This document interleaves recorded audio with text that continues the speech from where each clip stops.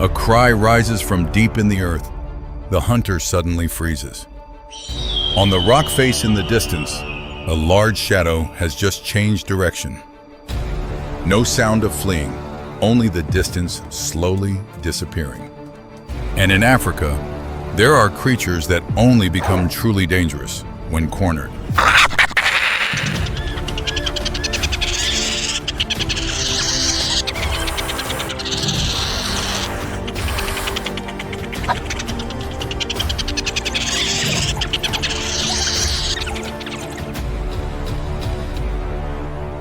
Brutal Africa, when the hunt reverses.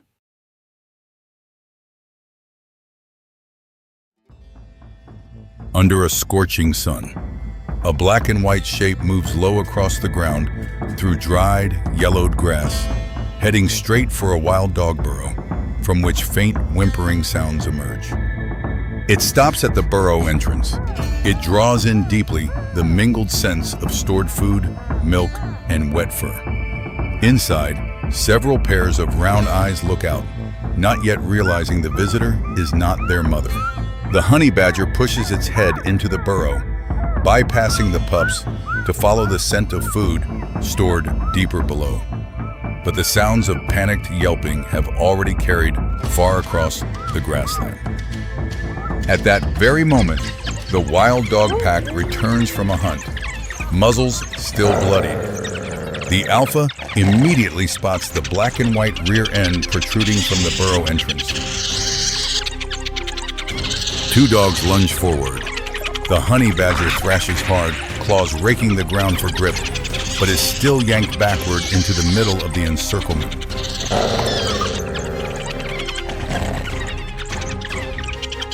It immediately lowers its body, arches its back, and spins continuously to avoid exposing any weakness. Around it, the wild dog pack stands in a ring, hesitating before committing to an attack.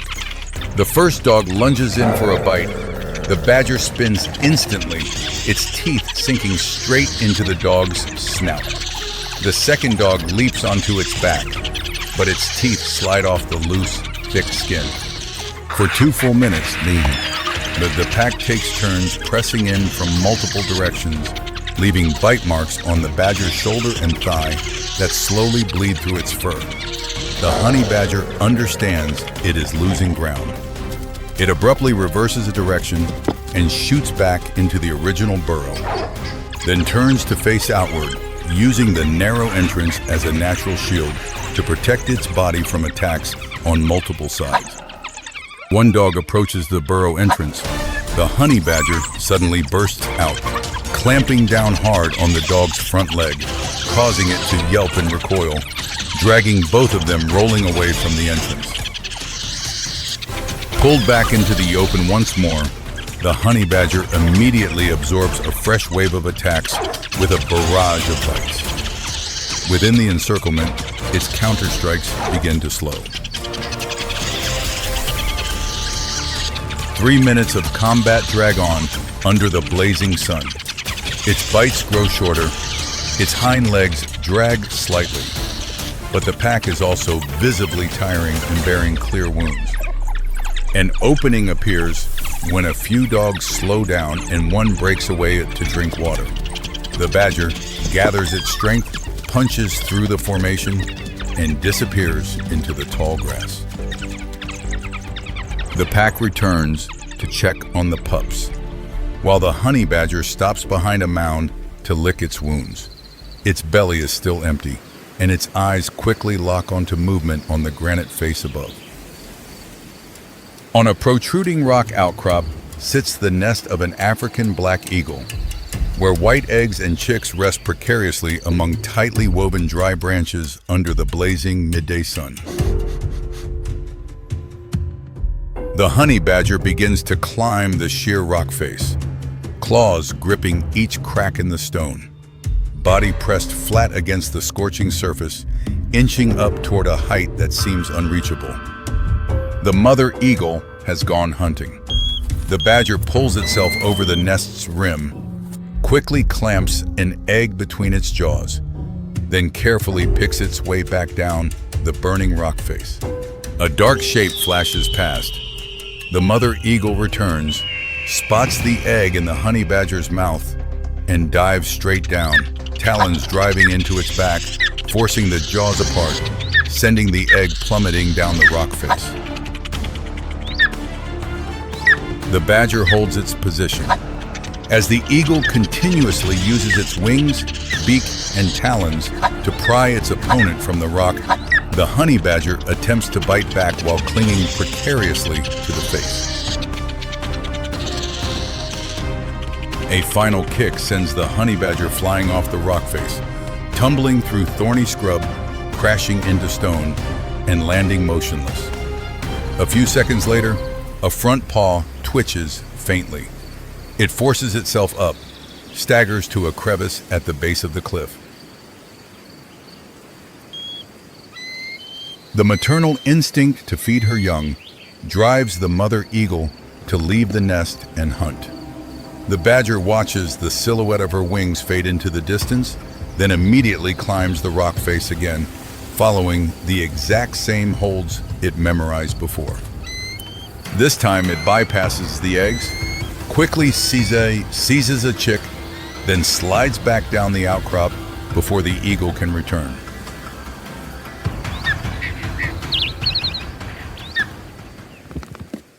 At the same moment, the pair of eagles returns to the nest and discovers the missing chick.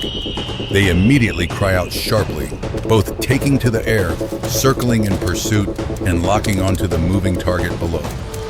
The instant it touches the ground, the honey badger bolts for its burrow, cutting across the cracked, dry savanna.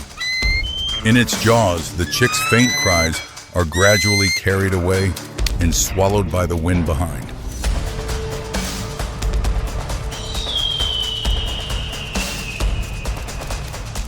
Two eagles dive from two directions, talons sweeping across its back and head. The wind from their wing beats flattening the grass on either side, while the honey badger ducks low and weaves through a narrow thorn thicket.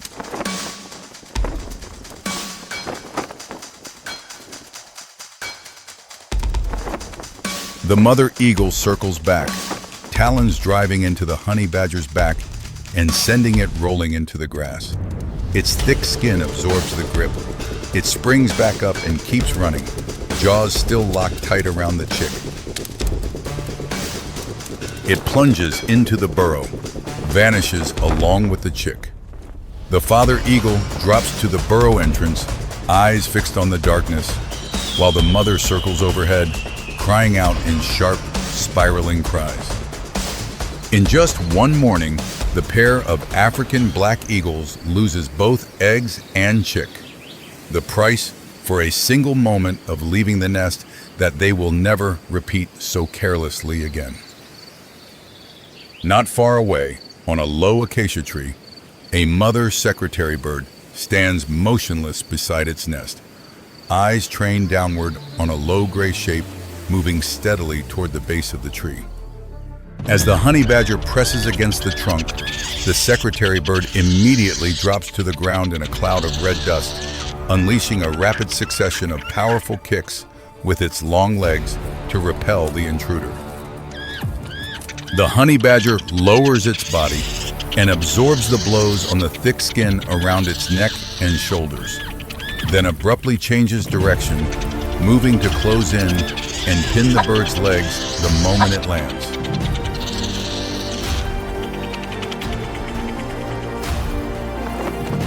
The secretary bird does not retreat. It continues to counterattack with precise kicks to the head and spine, speed that has been enough to kill snakes, yet not quite enough to end this confrontation. The distance begins to close. The honey badger swings low to the ground and then suddenly clamps down on the lower leg beneath the bird's protective scales.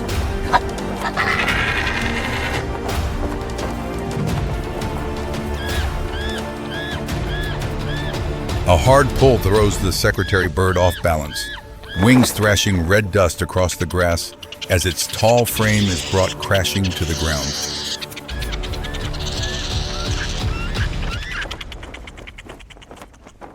The honey badger leaves the stumbling bird behind.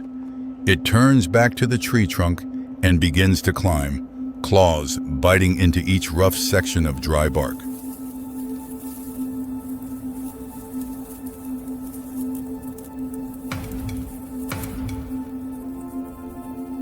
The honey badger pulls itself over the nest rim, each egg cracking beneath its sharp teeth. Yolk runs down its gray muzzle as the fading cries from below grow fainter and fainter.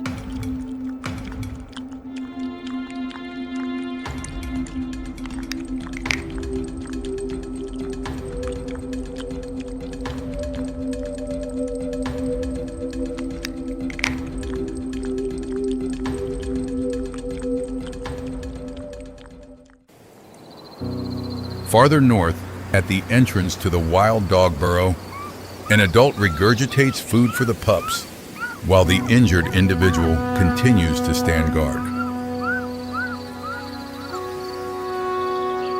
On the rock face, the pair of African black eagles takes turns protecting the remaining eggs and chick, forced to divide their watch shifts after the ordeal just endured.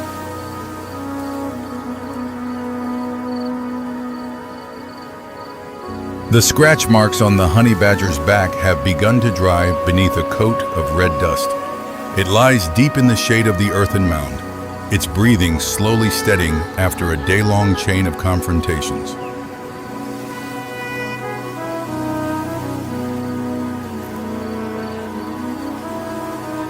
The afternoon wind sweeps across the grassland. As the last light fades, the honey badger, too, slips quietly into the darkness of the savanna.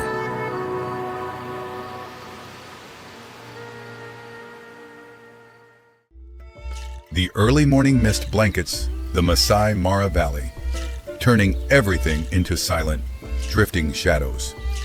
The sun has not yet risen, but the savanna has already begun to stir. The call of a hornbill rings out, followed by the chorus of insects layering one upon another like a familiar symphony every morning. The savanna is shifting before the dawn. The ground begins to vibrate faintly. From the other side of the valley, a massive dark mass appears, a herd of African buffalo moving slowly through the early morning mist. Among the forest of legs and horns, calves are struggling to keep pace with the herd. Born less than a week ago, they are fragile, yet always kept within the fold. The African buffalo is the largest wild bovine on the continent. A fully grown adult can weigh up to 900 kilograms, and the fused horns at the top of the head form a hard shield, making them a formidable opponent. They live in large herds of several dozen to several hundred, constantly on the move in search of grass and water. The strength of a buffalo herd together is nearly impenetrable.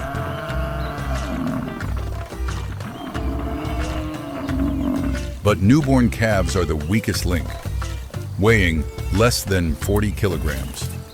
Their legs still tremble when running, and entirely dependent on their mother's milk. They are the perfect prey for every predator. In the first weeks of life, African buffalo calves face an extremely high mortality rate. Predators such as lions, hyenas, and leopards are always lurking. For that reason, the mother buffalo rarely leaves the calf's side. She always positions herself between the calf and the outer edge of the herd, constantly looking back to check. This morning, the herd is heading toward the Mara River to drink.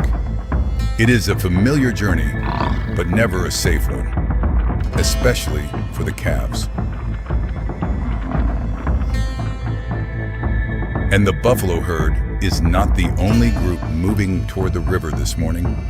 On the high ridge to the east, rounded ears are pricked upright, and amber eyes are tracking every step of the herd.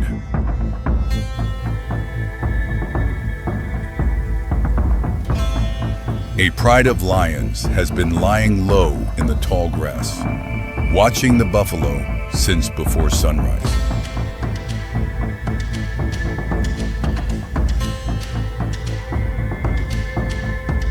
To understand the tactic, one must know that lions rarely attack adult buffalo if a better option exists. Their target is always the weakest individual in the herd. The lion is the only big cat that hunts in groups.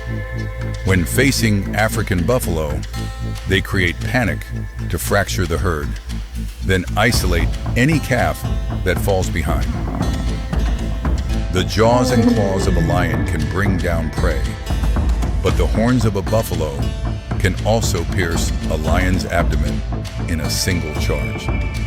This is a game where both sides can pay with their lives.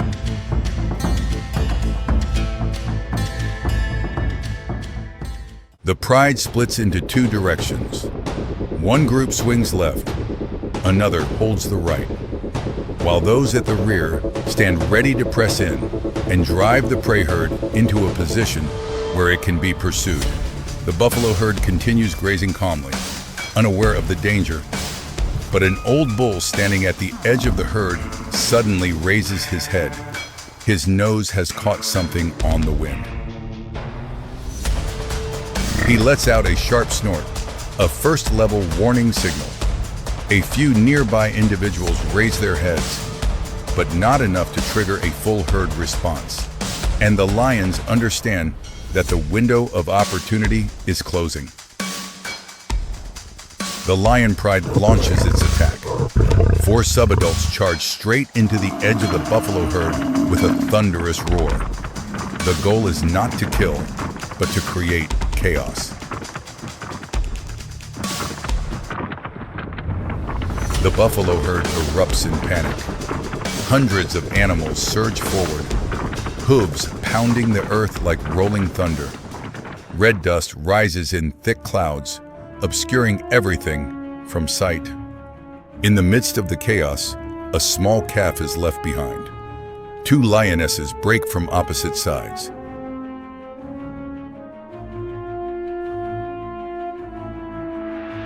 One lioness seizes the calf's hindquarters and drags it down. The other leaps onto its back and pins it. A piercing cry rings out, not only from pain, but as a distress call. The mother buffalo turns back first. She charges against the flow of the fleeing herd, horns lowered, eyes blazing red, alone. She drives straight into the lioness, pinning her calf to the ground. The first charge hurls one lioness off. The other is forced to release the calf and back away. The mother buffalo stands in front of her calf, breathing hard, full of menace.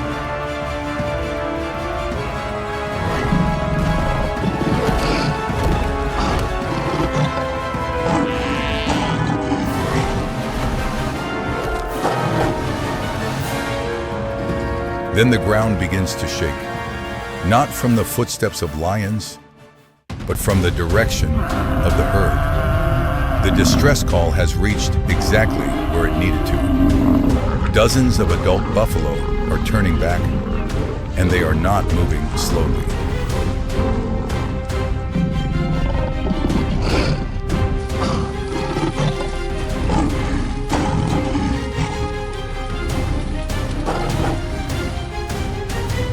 The herd descends like a flood.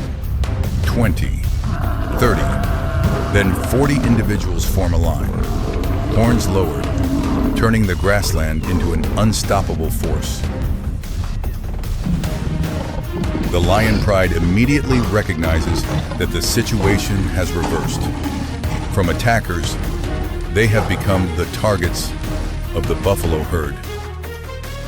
The herd encircles the area. They form a ring around the mother and calf, horns pointing outward in every direction, creating a defensive wall with no gaps. The lioness is sent rolling, lying there panting. She is not badly injured, but hurt enough to understand that the hunt is over. The lion pride retreats one by one. They walk slowly, maintaining a composed appearance, but in reality, they have lost all control of the situation. Today, the feast does not belong to them. The buffalo herd holds its formation for a few more minutes. This caution is the product of millions of years of evolution, only breaking position when safety is certain. The mother buffalo lowers her head and licks the scrapes on her calf's body.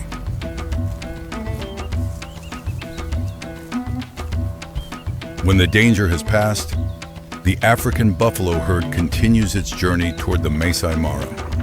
The calf is placed at the center, surrounded by multiple adults. The entire herd slows its pace to match the short steps of the young one. That is the price of protection, sacrificing speed to keep every member whole. In the distance, the lion pride rests in the shade of a tree. They will return tomorrow, for the cycle of hunting never stops.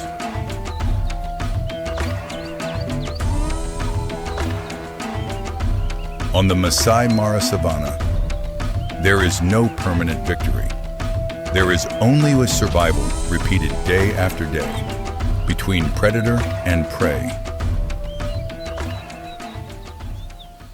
Research shows that buffalo calves in large herds have survival rates 3 times higher than those in small herds. When the herd is large enough, lions have almost no chance of success. But climate change and habitat loss are fragmenting buffalo herds. The smaller the herd, the weaker the collective strength, and the more vulnerable the calves become. Every calf that survives today will grow up to become part of the protective wall tomorrow. The cycle of protection continues through each generation. That is how the African buffalo has endured for millions of years. The herd reaches the riverbank. Cool water flows around their legs, and the calf cautiously steps to the water's edge for the first time, while the mother stands close beside it, not moving an inch away. Today, the riverbank is quiet. The calf has drunk its fill. It has just survived the most dangerous day of its early life. As the evening light paints the Masai Mara red, the African buffalo herd begins moving back toward the tall grass.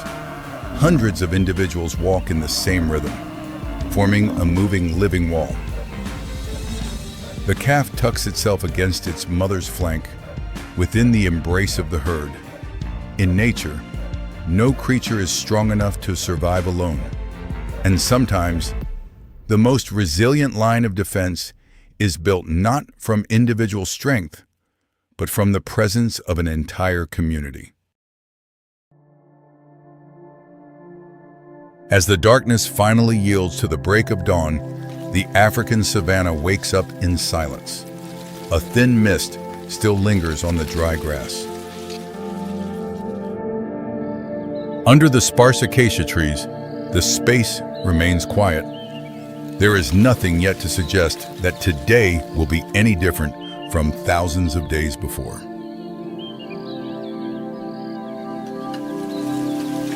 From the bushes, a pair of golden eyes opens.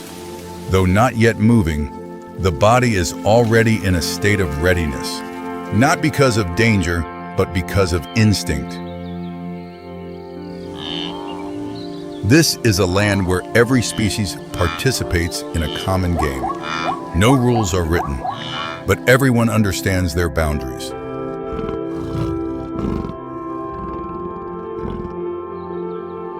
The Cape porcupine, Hystrix africa australis, moves along a path it has memorized from many nights before. Each footstep is steady, without haste.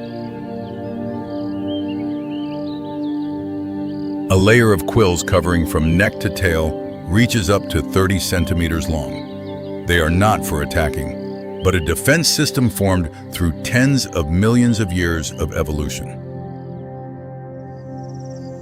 This rodent is primarily nocturnal, living in pairs or small groups. They forage on the ground, digging for roots and tubers to maintain energy. Upon detecting a strange sound, the porcupine stops abruptly. The quills on its back rise in less than a second, a reflex that requires no thought. In the ecosystem, porcupines play a significant role. Their burrows become shelters for many other species when the dry season arrives.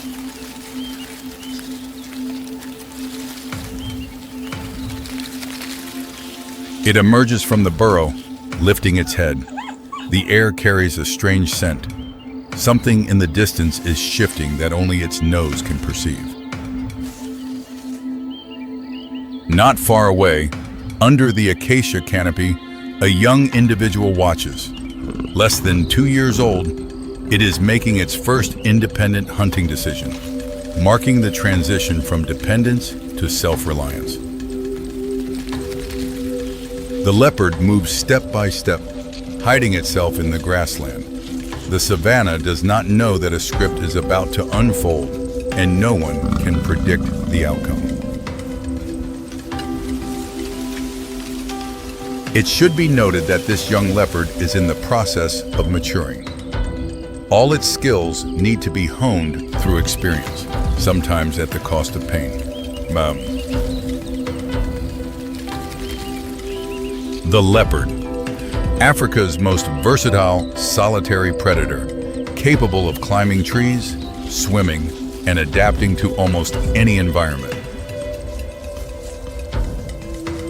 This leopard lacks enough experience to distinguish familiar prey from prey that carries potential risks. It looks at the porcupine and sees only an opportunity. Each porcupine quill is a hollow keratin fiber, sharp and featuring backward-facing barbs. Once embedded in soft tissue, they pull themselves deeper with every movement of the victim. The leopard has speed, strength, and claws. The porcupine has an armor that cannot be pierced by conventional approaches. This is a match where strategy is more important than strength. The porcupine continues to move, unaware of the approaching danger. But instinct begins to register signals. The pace slows. The head tilts slightly. When the distance is 20 meters, the porcupine recognizes the change in its environment. It bristles its quills and runs toward the grass thicket ahead.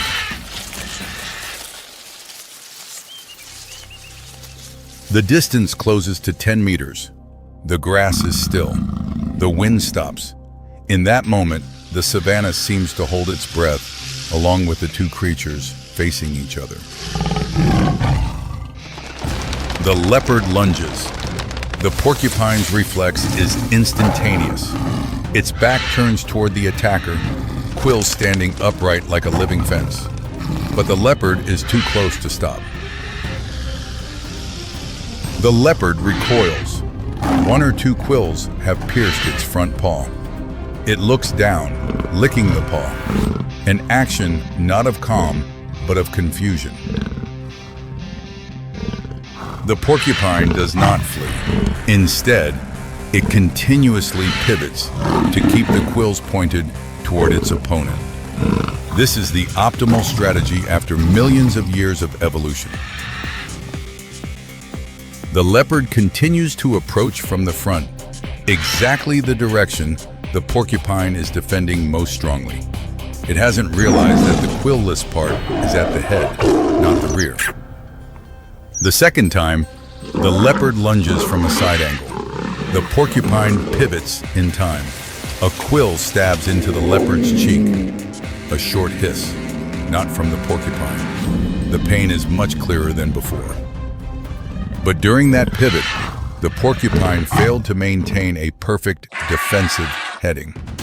A part of its body without quills was exposed for a few seconds. Fortunately, the leopard was not focused enough to capitalize. Both sides stop. The leopard breathes heavily. The porcupine still turns slowly, patiently.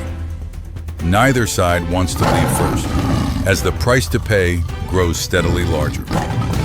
The leopard begins to circle. The porcupine follows every step closely. The turning circle tightens. This is no longer a simple hunt. It is a test of patience and technique. The leopard tries a third time, this time from above, attempting to use its weight to pin the porcupine to the ground. But quills do not distinguish the angle of attack. The result remains unchanged. In a fit of desperation, the leopard bites the porcupine's body. That was the final mistake of the day. Quills embed deeply into its gums and tongue, so much so that it cannot close its mouth immediately. With quills stuck in its mouth and at least 3 others in its paws, the leopard's ability to hunt in the coming days will be severely compromised. The porcupine does not linger. It turns away in its original direction, its footsteps steady as if nothing had happened. Its body is almost entirely intact. Porcupine quills do not inject venom. Their impact comes from physical shape.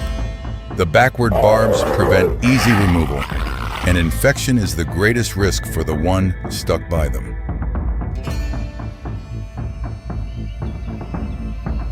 The young leopard will carry those quills for many days. Some may migrate deeper on their own. With each passing day, the pain will teach it something no book could record.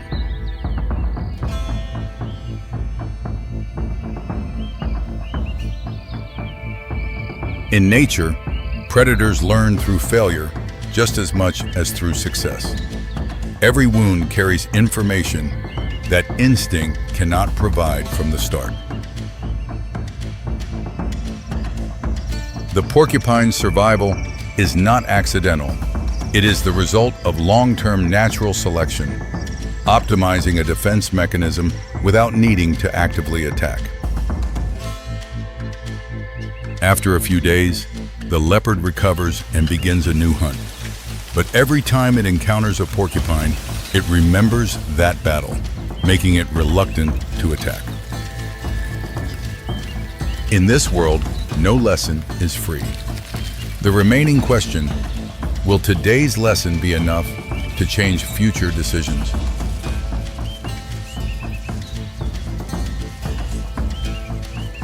However, this species is facing a threat that no quill can defend against: the shrinking of habitat due to human expansion.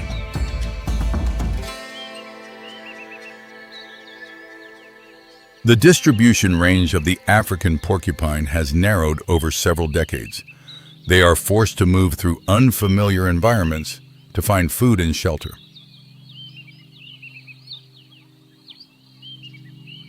For the leopard, the threat is similar.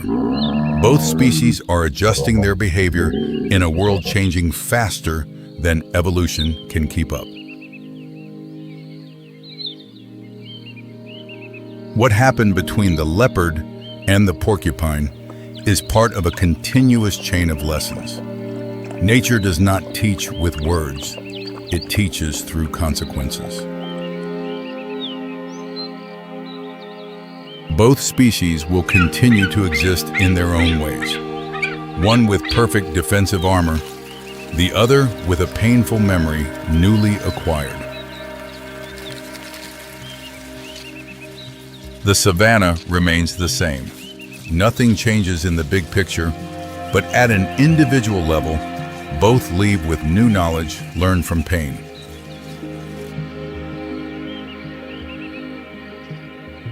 There are no absolute winners or losers in encounters like these. There are only individuals who become better suited to the world they live in.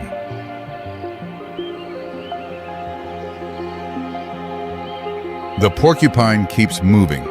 The leopard will try again with a different strategy and different prey. The savanna does not judge. It only records.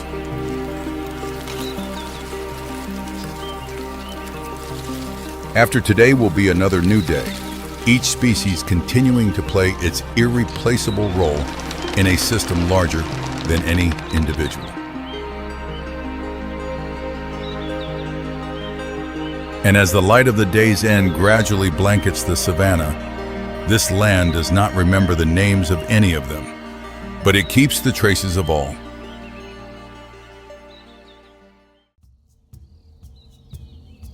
Mid-morning on the African savanna, as the sun begins to pour down on the parched earth, life does not stop. It simply shifts to a different tempo. There is no shade for refuge, no place to hide completely. This is a land where every creature must expose itself to the sun and to one another. From a small burrow beneath a tree, a small head emerges. Dark, beady eyes scan the surroundings quickly. This is not curiosity, it is a survival habit repeated every day. The daytime savanna belongs to those who dare to venture out when the sun is harshest. And among them, there are encounters that neither side planned for.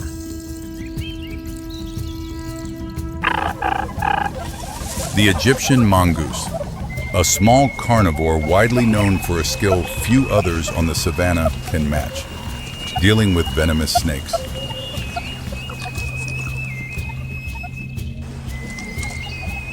Measuring about 50 centimeters long and weighing less than 2 kilograms, its reflex speed is among the fastest of any mammal of its size. The mongoose is equipped by evolution. Modified acetylcholine receptors make the cobra's neurotoxic venom act significantly slower on its body. But resistance to venom does not mean total immunity. A large enough dose or a bite in the right location can still be fatal.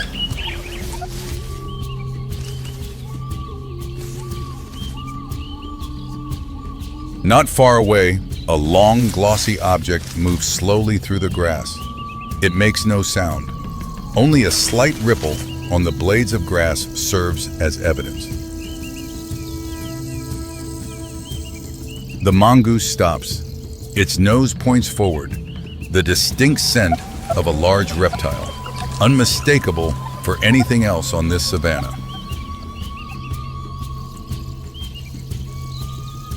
To understand the gravity of the coming confrontation, one must look at the creature slithering toward the mongoose, one of the most dangerous and common venomous snakes of the dark continent.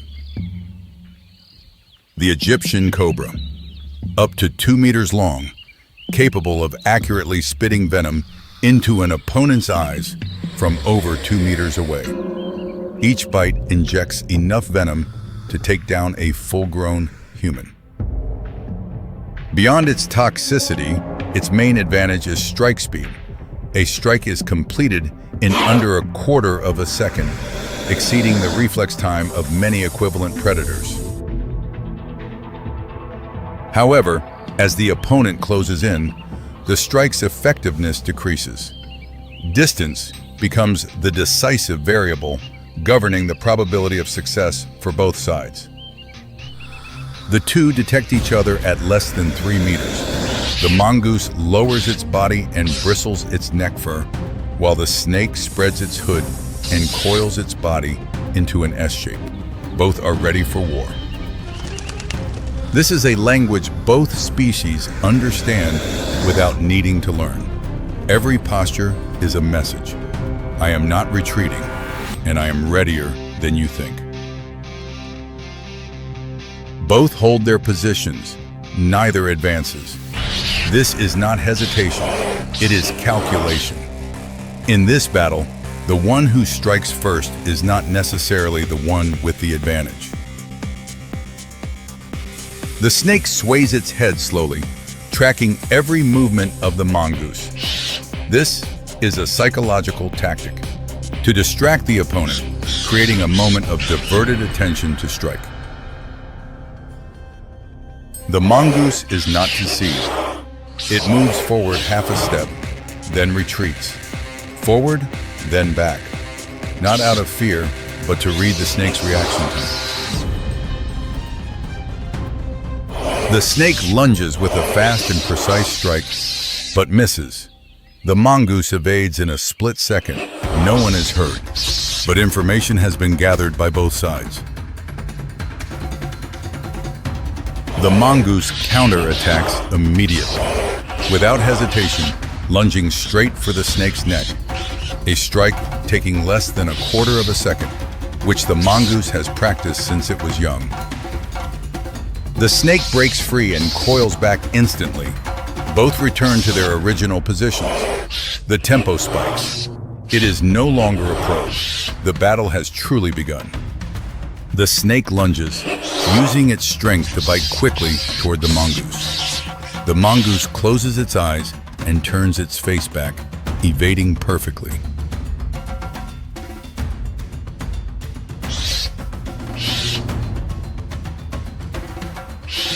The thick facial fur acts as a second barrier. The venom clings to the surface. The snake used one of its most effective weapons and failed. The mongoose accelerates. No more stepping back and forth. This time, it is a continuous assault, forcing the snake to strike repeatedly. Every strike from the snake is an opening the mongoose is waiting for. The snake gradually loses the initiative, shifting to a coiled, defensive posture. This stance limits attack angles, but simultaneously reduces its ability to control distance. The mongoose focuses on the back of the head, the area controlling the nervous system. A precise bite here can quickly neutralize all resistance. The snake thrashes violently, trying to escape the encirclement. Its long body sweeps across, pushing the mongoose away. The mongoose is tossed back, but does not fall. All four paws hit the ground instantly. This is the moment many other predators would stop, but not the mongoose. It returns with the same speed, maintaining pressure, demonstrating a resilient strategy selected by nature. The snake strikes one last time, more accurately than before. Fangs graze the mongoose's shoulder, but the thick fur and skin block part of it. The amount of venom injected is not enough to change the outcome. The moment the snake retracts its jaws after that bite is the final opening. The mongoose does not miss. Its jaws lock onto the back of the snake's head, the target it aimed for from the start. The snake coils around the mongoose, trying to use constricting force, but the mongoose does not let go. The bite force increases steadily. This is the decisive phase. The first to lose control will lose everything. The snake's movements slow down, not from exhaustion, but because neurological damage begins to spread from the bite site. The mongoose holds its position for nearly 40 more seconds. No rush. Waiting until movement completely stops. It is extremely cautious. When the snake is entirely motionless, the mongoose still bites down hard. Nothing changes. The battle ends in a way this species has repeated thousands of times before. The entire event took under 15 minutes, but every second reflects accumulated evolutionary data. No factor depended on mere luck. The mongoose drags the snake back to its burrow, a typical behavior for the species. No victory celebration, just a necessary meal after energy has been spent.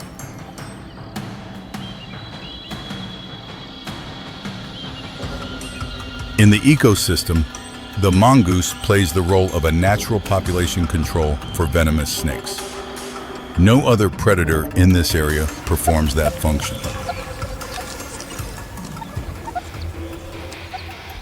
But the mongoose also faces increasing pressure, shrinking habitats, dwindling water sources, and competition with larger predators.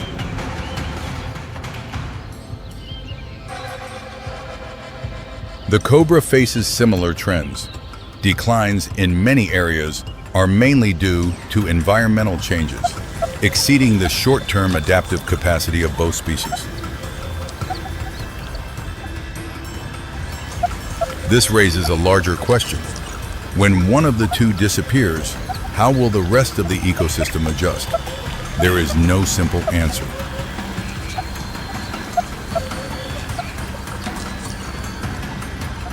Today's battle is a very small part of a much larger picture. Every species in this system depends on the existence of others.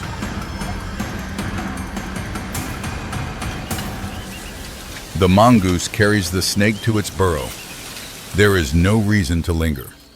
The day is still long, and the savanna sun waits for no one.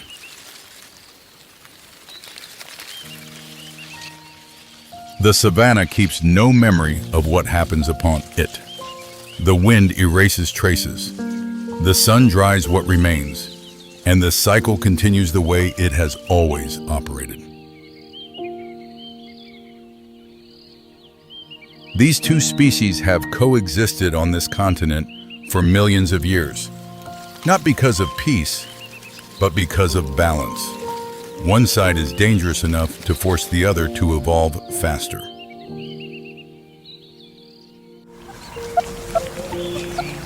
The mongoose will return to its burrow before dark. Another cobra will emerge when the temperature drops. This loop has no beginning and no end. Of all the lessons nature can teach, perhaps the simplest is also the most difficult to grasp. No species exists alone, not even the best predator.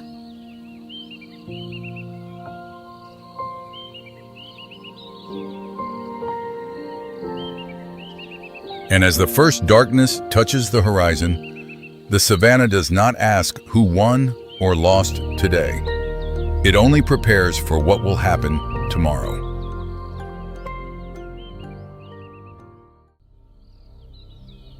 Afternoon sun pours into the Luangwa River Gorge, murky yellow light illuminating vertical rock faces covered in damp moss where space is suspiciously silent. A few kingfishers dive to the water surface, then dart up, only wing beats echoing in the gorge's quietness. Everything else seemingly motionless. On the cliff edge, a lion pride stands close together, heads bowed observing, eyes not on the water, but focused on the individual in danger. Below, among smooth rocks near the water's edge, a lioness struggles to climb up, claws gripping the surface, but continuously slipping, getting closer to dangerous waters.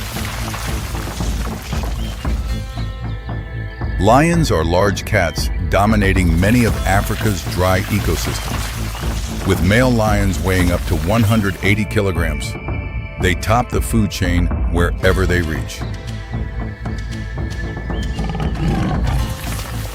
But all those advantages are designed for flat terrain. On steep, slippery rock surfaces, features once advantageous become disadvantages. The lioness weighs about 130 kilograms, pulling her own body up the sloped face. Gravity quickly overwhelms pulling force, making efforts extremely exhausting.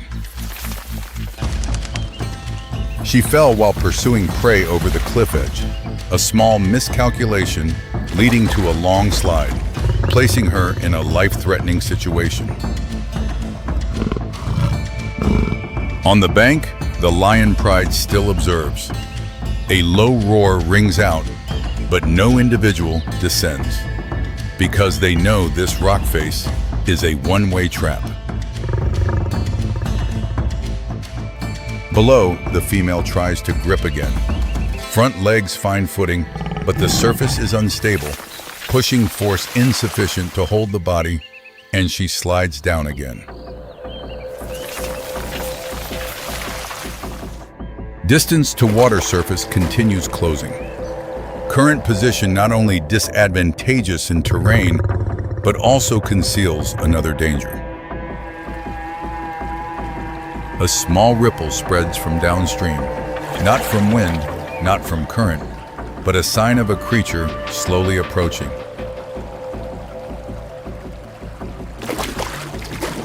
The lioness recognizes immediately.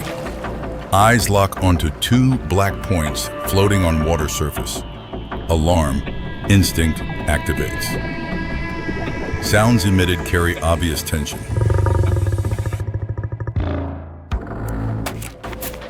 Two black points motionless like rotten logs gradually surfacing, but hidden below is a 4-meter body. The real danger has appeared.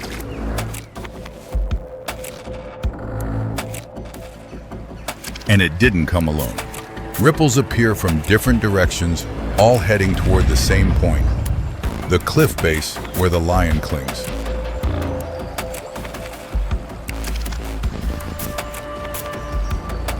To understand the danger below, one must know that the creature patiently waiting has existed millions of years, with body structure evolved optimally for hunting.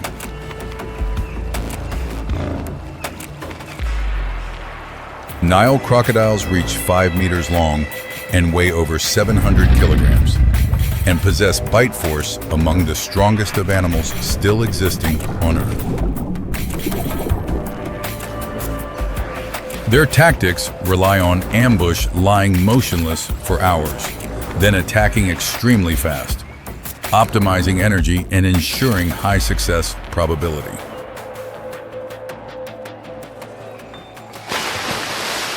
After locking jaws, crocodiles drag prey underwater and perform the death roll, inflicting serious damage, and prey quickly loses resistance capability.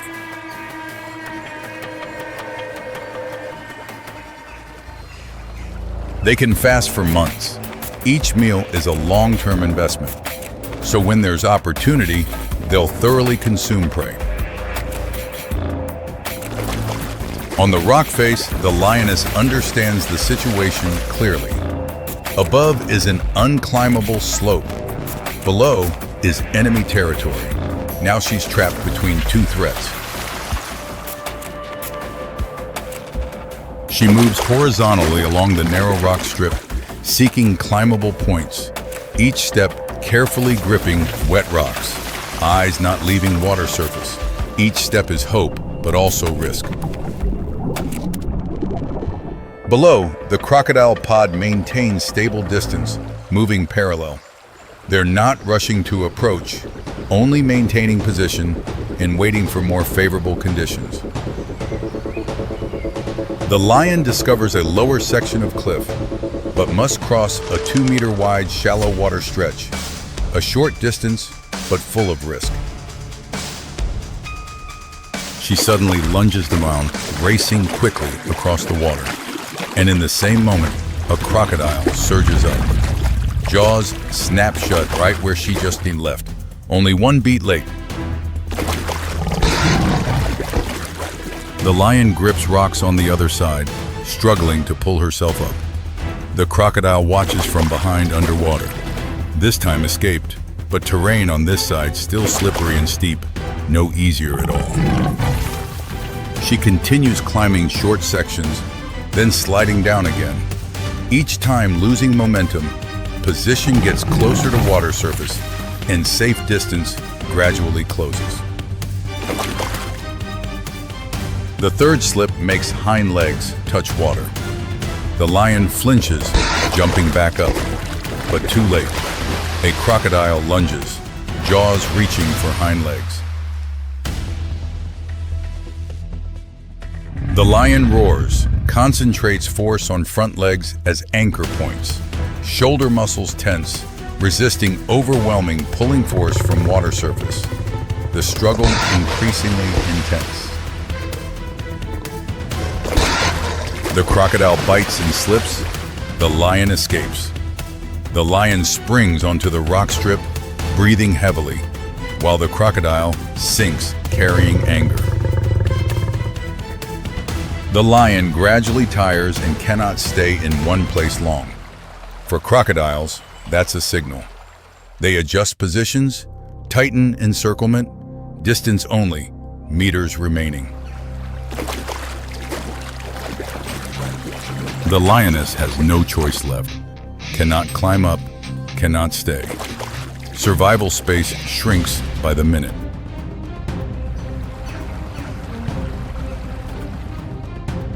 She moves faster, abandoning fear. Each step, each short leap utilizing every remaining foothold on the slippery rock strip. The crocodiles no longer wait. They simultaneously surge up when the lion crosses the narrow water section, jaws snapping shut consecutively in splashing water. The lion reaches the final rock outcrop. Ahead is the only gentle bank, but separated by a deep water section, while predators have closed in from behind.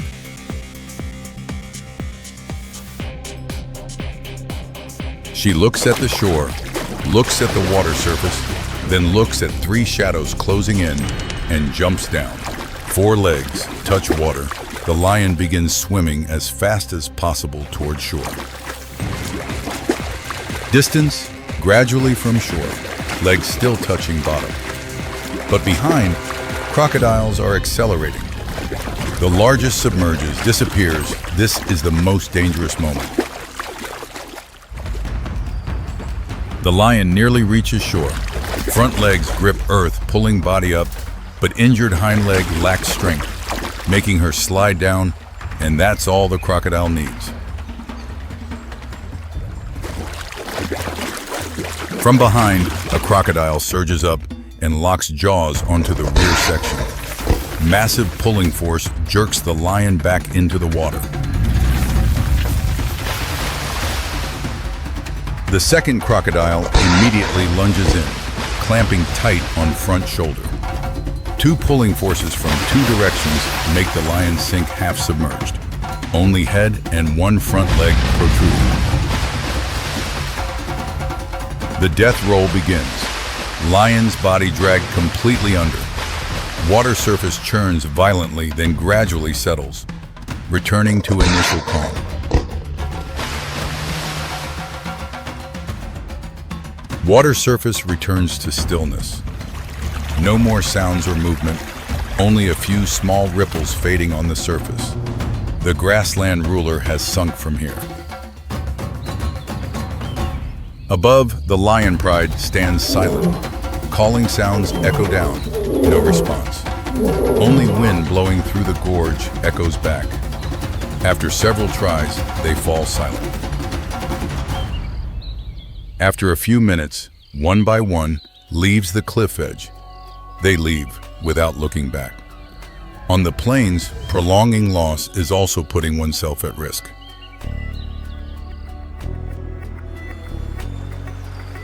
Below the Luangwa River, crocodiles drag prey to the deep bottom, holding it for natural decomposition process before beginning the meal. Nile crocodiles can fast for months, and today's meal is a 130-kilogram lioness, enough to feed them for many weeks. The confrontation closes according to environmental law. When entering water, advantage belongs to water-adapted creatures. On that territory, all land advantages lose value.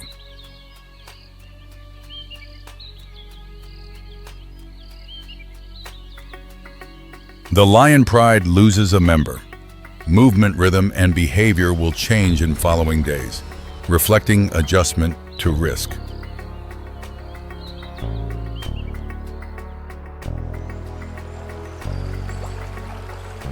Dusk arrives. landscape returns to familiar state, leaving almost no clear traces of the event just occurred. The lion pride stops to rest in tall grass area far from the river. They lie closer together, the gap of one individual becoming obvious in the silent formation. Each encounter leaves marks in blood. Later decisions will change through reflexes formed from experience. Below the river, crocodiles continue moving slowly. Eyes, nose protruding, then sinking back. The observation cycle and endless patience count again from the start. In the Luangwa ecosystem, lions and crocodiles share the food chain apex, each species dominating half the world. When boundaries are erased, advantage belongs to the side adapting better to conditions at that moment. Each rainy season, water rises. Dry season, water recedes. Boundaries continuously change. Encounters repeat. No permanent winner, only temporary adaptation. Today's lioness didn't fail from lack of strength. On land, she's the ruler. But when conditions change, mass and body structure itself become disadvantages.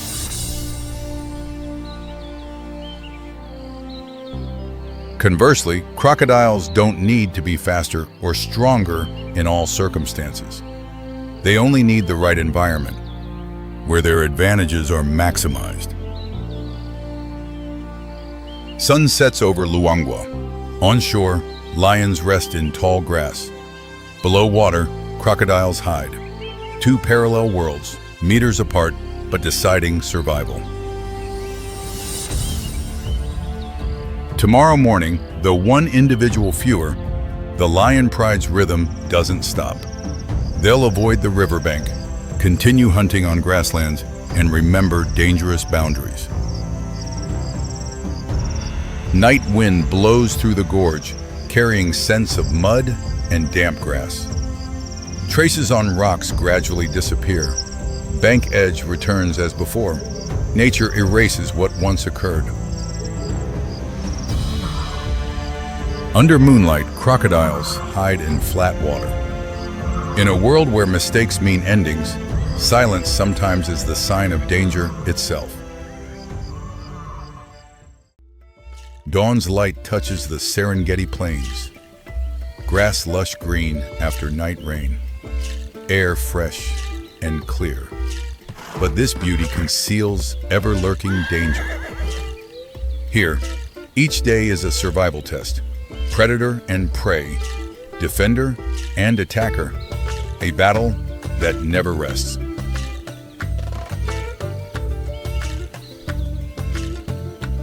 But today, the story isn't about great hunters, it's about a mother and fragile new life that needs protection.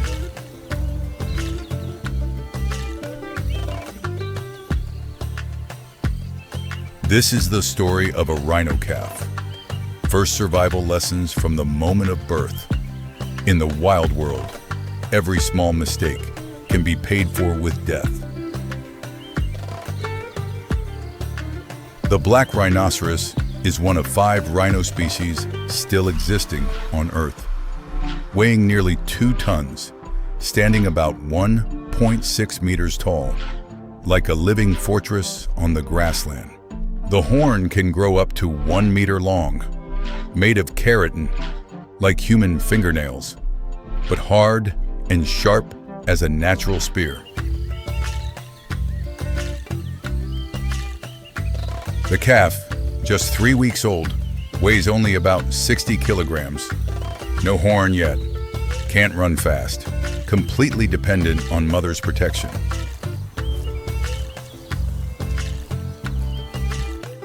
Rhino calf survival rate in the first year is only 50%. Lions, hyenas, crocodiles, and sometimes even adult males. The first months are the most vulnerable period. The calf is slow, reflexes delayed, yet curious to explore. Easily separated from mother, that's when predators wait. The mother rhino always keeps her calf within her protective zone. The calf moves behind or close beside mother's body, like a small shadow hidden behind a living fortress. Midday, the mother rhino leads her calf to a waterhole to drink and mud bathe.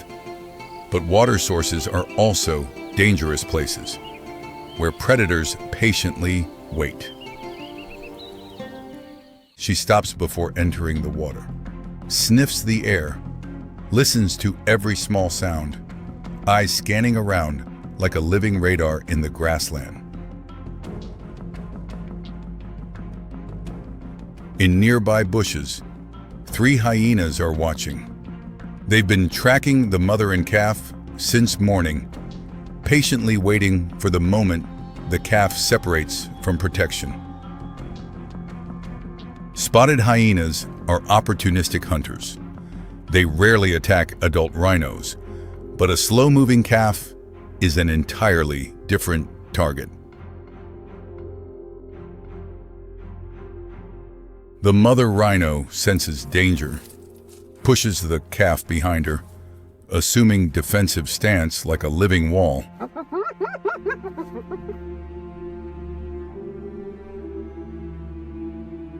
One hyena tries approaching from the left. The mother rhino pivots, keeping the calf always behind her body, like a rotating shield before every direction of danger. The calf cries out in fear. The mother rhino responds with a deep rumble, like a heavy warning resonating through the hot air.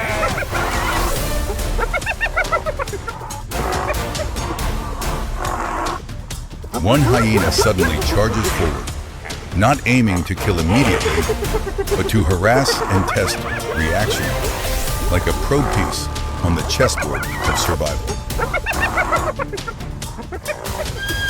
But the mother rhino doesn't fall for it. She doesn't chase, doesn't leave position, just pivots with each predator movement, always keeping the calf behind.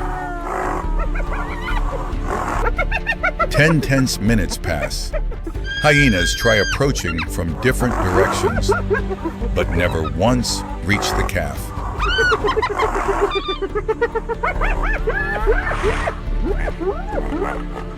One hyena decides to take a risk. It charges straight at high speed, aiming for the small gap between mother and calf. A life or death gamble. The mother rhino reacts almost instantly. 2 tons of muscle launches forward, reaching nearly 50 kilometers per hour like a living tank. The predator can't dodge in time. The horn sweeps and strikes its flank.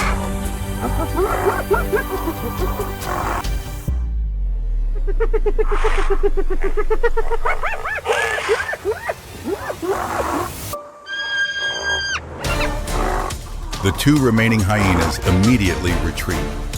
They understand the balance of power. This hunt isn't worth the price.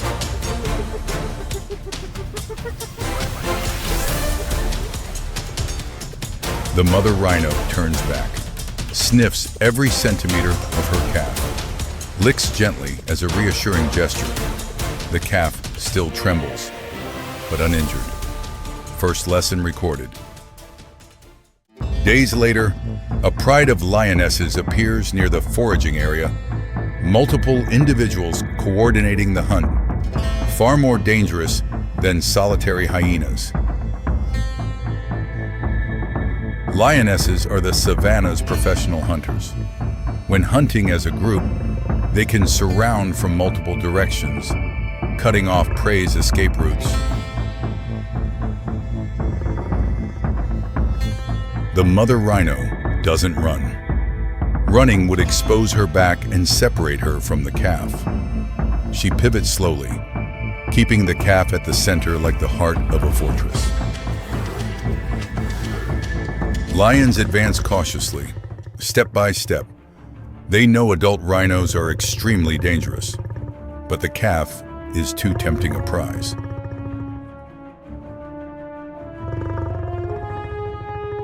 The calf is terrified, instinct urging it to flee, but memory from the hyena encounter makes it stay, pressing close to mother's body within the circle of safety. One lioness tries to charge in, lightning fast, but the mother rhino is faster. She spins and thrusts hard. The horn sweeps past, forcing the lioness to leap back. The confrontation lasts 20 minutes.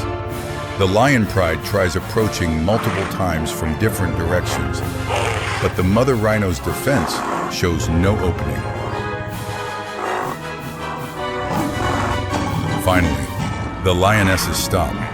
Their energy expenditure too great, risk too high. In nature, predators must always calculate. When the lion pride leaves, the mother rhino finally relaxes, breathing heavily, body exhausted, but the calf remains safe. And that's the only victory needed. In the following weeks, the calf grows significantly. It learns to position itself correctly when danger appears and learns to read signals from mother. At 3 months old, the calf has nearly doubled in weight. It runs faster and has better reflexes, but still needs mother like a compass for guidance. Each encounter with predators is a new lesson. In the wild world, experience is the strictest but most effective teacher.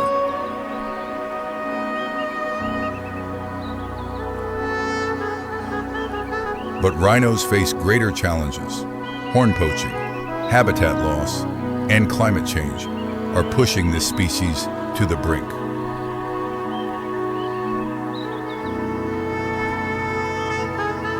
Only about 5,500 black rhinos remain in the wild, down 98% from 4 decades ago, making them critically endangered. Conservation areas are making efforts. Rangers patrol against poachers 24 hours, monitoring each individual to protect both mother rhinos and calves. Rhinos play crucial roles in the ecosystem. When moving through thickets, they create natural pathways, helping many other species access food and water. Thanks to conservation programs, by 2026 rhino calf survival rates have increased slightly. However, the black rhino's recovery journey remains very long. When the sun sets over the African savanna, the mother rhino leads her calf to rest. Another day has passed, and another day they've survived.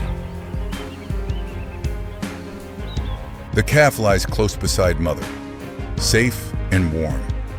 Tomorrow will bring new challenges, but today they've won their own battle. In the silence of the grassland, a lesson is quietly rewritten. A mother's protective instinct is strong as an unbreakable fortress. Every surviving calf is a victory, not just for the individual, but for the species' future on this planet.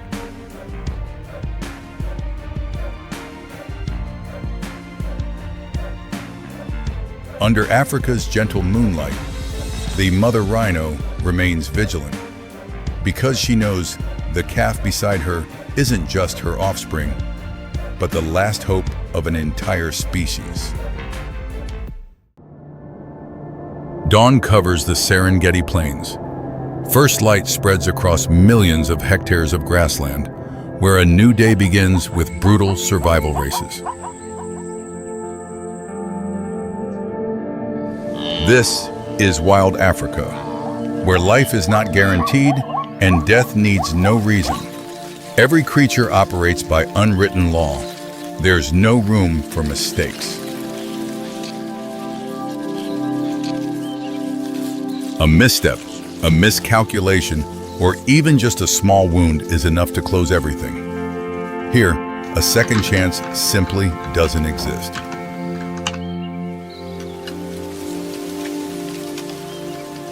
Whether predator or prey, all species are bound by the same set of rules where there are no exceptions and no chance for correction.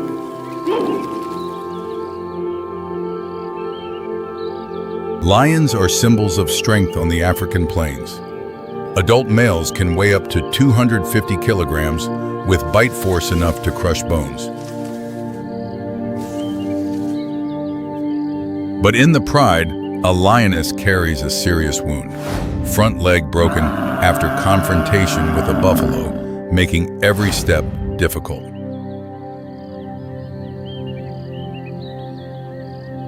Lion leg bones bear force up to 4 times body weight when running. Such an injury nearly equates to losing a crucial survival advantage.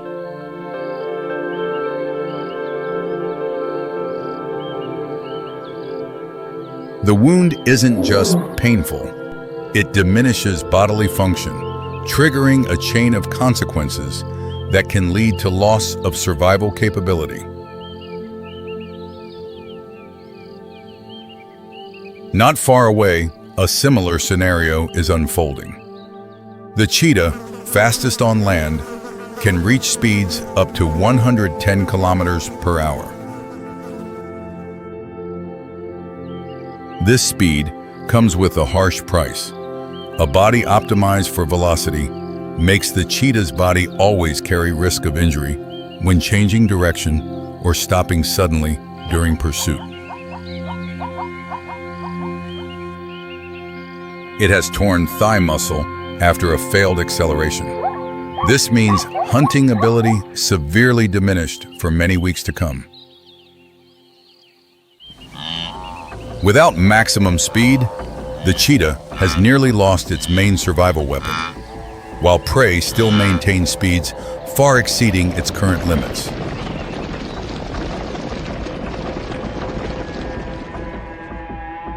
Signs of weakness don't escape watching eyes. From the north, a pack of spotted hyenas moves, their noses having scented the wound.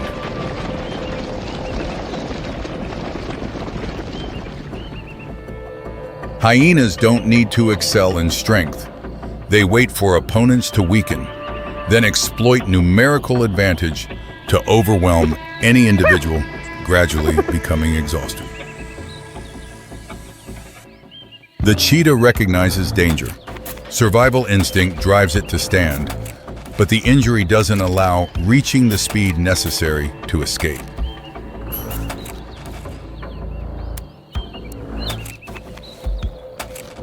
The only choice is to climb a tree, because climbing is a skill hyenas don't have. That's the last remaining hope for the injured cheetah. Spotted hyenas are predators possessing Africa's most complex social structure. Bite force stronger than even lions, enough to process even the hardest parts of prey. The cheetah approaches the tree base, looks up hesitating, but the injured leg doesn't create enough force, making it feel afraid as distance to the hyena pack gradually closes. After a few seconds of thought, it pulls its body onto a low branch, just beyond reach of jumps from below. Safety is only temporary. The cheetah can't stay in the tree long. It needs water and food, while hyenas are patient enough to wait until prey must come down.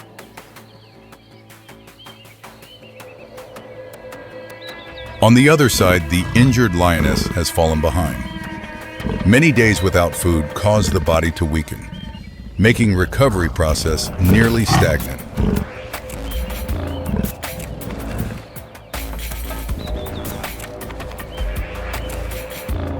Hunger silently erodes strength.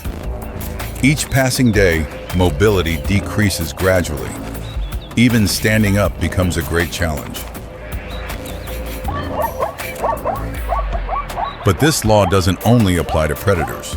Herbivores also live in similar fear, even more harsh.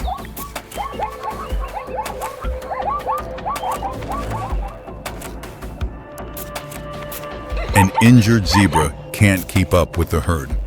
When separated from the group, it loses collective protection and quickly becomes a clear target.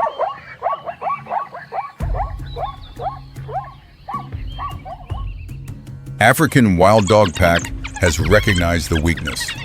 With large numbers and high hunting efficiency, they're among the most successful predators.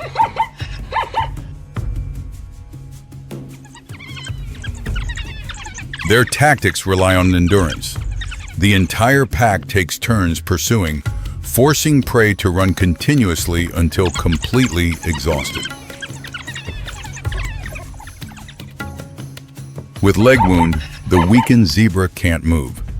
Distance gradually closes, encirclement tightens, and the outcome is only a matter of time. Fate has been decided. Wild dogs eat the prey on the spot.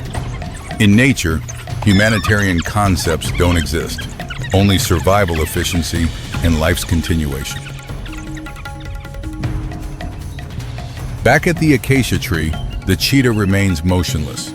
The hyena pack gradually leaves following blood scent from the wild dog's hunt, opening a rare opportunity to escape.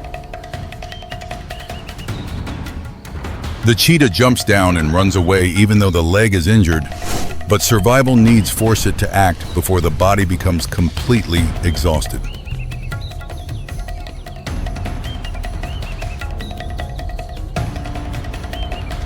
The leg hurts less, ahead is small prey. The cheetah lowers its body, approaches slowly, utilizing all its concentration. Distance rapidly closes.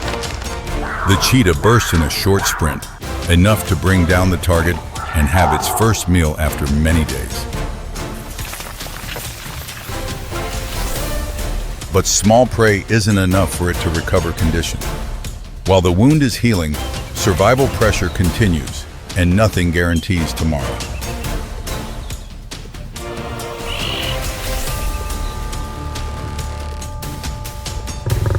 In the south, the lioness has become exhausted.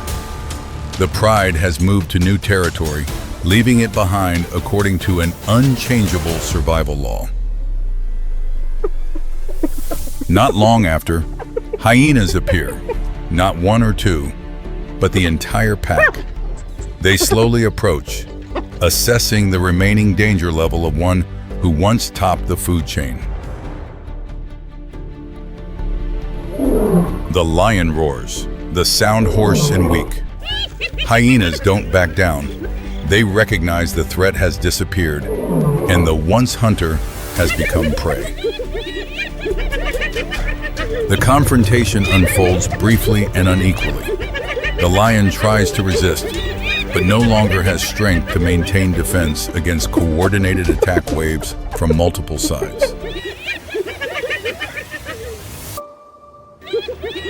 The one who once stood atop the food chain now becomes a life source for others. Roles change, but operating laws remain unchanged.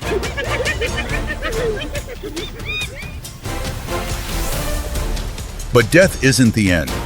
It's transformation, where energy continues to be redistributed through many different links. The lion carcass quickly becomes food for many species, from hyenas, vultures, to insects and microorganisms. Here, all nutrients are thoroughly utilized.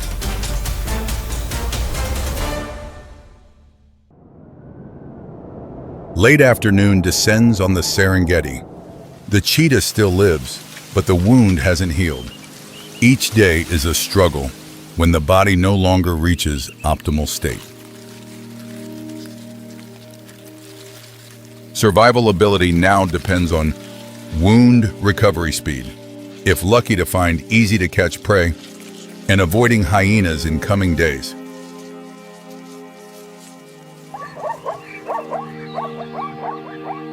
The zebra herd continues moving south. In the herd, individuals bearing small wounds will become potential targets for tomorrow's hunts.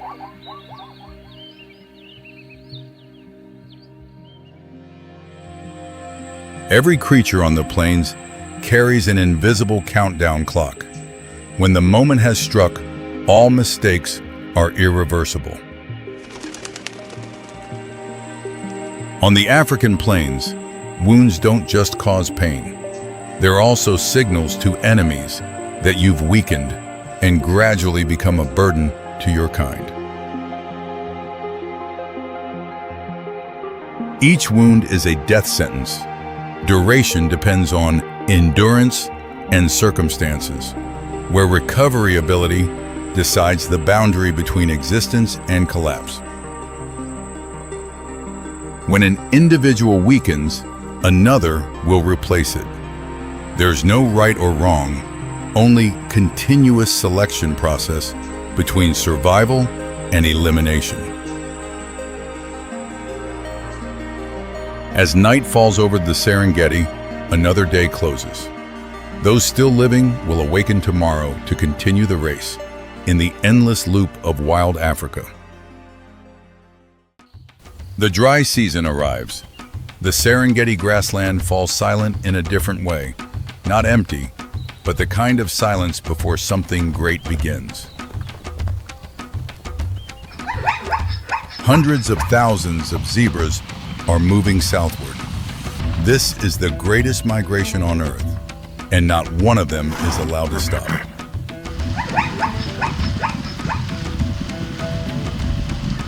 Among the herd, calves just a few weeks old move along. Their striped coats still soft, their legs still unsteady. They do not yet know they are on their way to their first test. Ahead lies the Mara River, the natural boundary that every animal in the herd must cross. There is no other path. There is no second option.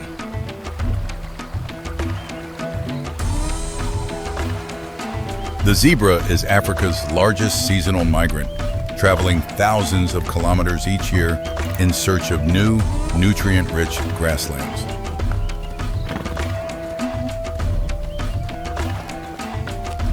A foal must stand within 30 minutes of being born, not a miracle. It is the bare minimum required to survive in this ecosystem.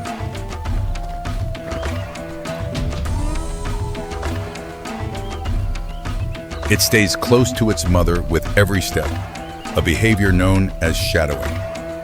For the foal, its mother is not just protection, but direction, the entirety of its world. But it has never crossed a river, never faced rushing water, never felt the pull of an invisible current. What lies ahead is a completely new experience. The zebra herd halts at the riverbank.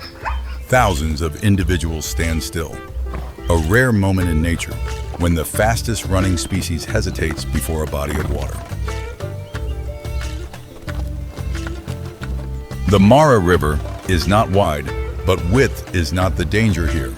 The danger lies beneath the surface of the murky red-brown water surging past.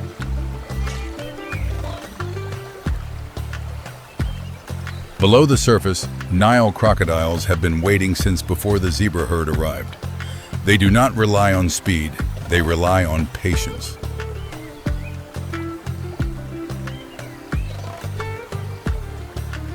A fully grown adult can weigh between 500 and 750 kilograms.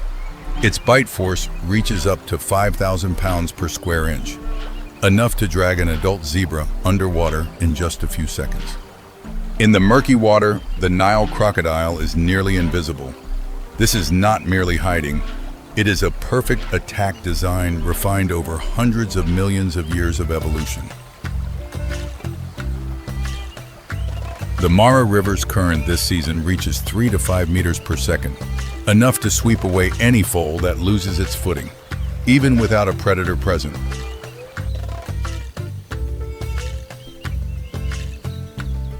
The riverbed is covered in slippery rocks. One misplaced step is all it takes.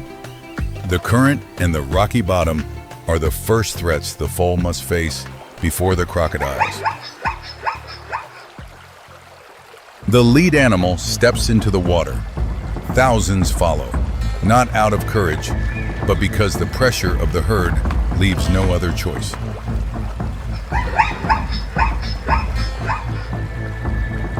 The foal hesitates at the water's edge. The cold water touches its front hooves, a completely new sensation.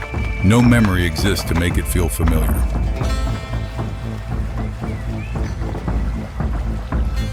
The mother zebra turns her head back, the clearest signal of all.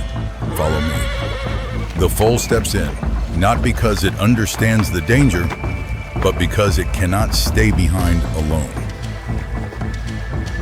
The water rises to its belly. All 4 legs lose stability on the slippery rocks.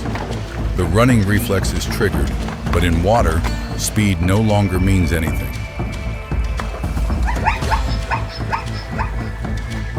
The foal begins to swim by reflex. Its muscles are not yet strong enough to fight the Mara River's current. Every second that passes, a portion of its energy is swept away. On this bank, hyenas are watching, and they are waiting. The smartest player in any hunt is not always the one who strikes first.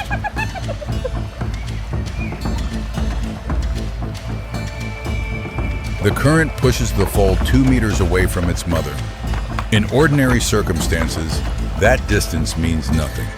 But here, 2 meters is the boundary between safety and danger.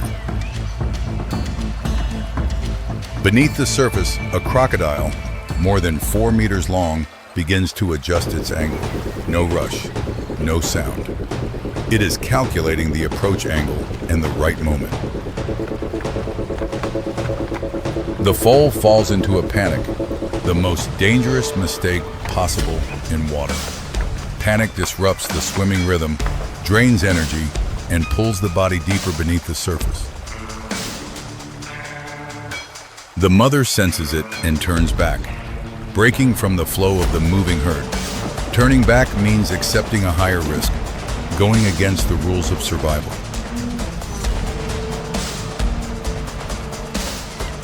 Underwater, a crocodile attacks the nearest adult, not the foal. It is a feint, creating chaos, to isolate the real target.